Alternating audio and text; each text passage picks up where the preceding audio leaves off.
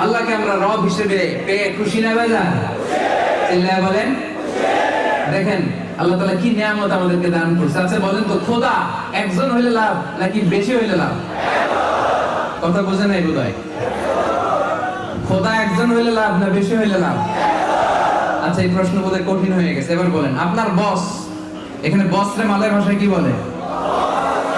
হ্যাঁ, কে? একজন একজন টোকে টোকে। আচ্ছা বস, আপনার কাজের বস একজন হইলে ভালো না তিনজন হইলে ভালো? তিনজন হইলে যদি তিনজন হয় তাহলে তিনজনের কাছে রিপোর্ট করতে হবে, ঠিক কিনা? তিনজনের মন জোগায় চলতে হবে, ঠিক কিনা? তিনজনের যত অর্ডার সব আমার কাঁধের উপরে, ঠিক কিনা? যদি একজন হয় লাভ না লস? যদি একজন হয়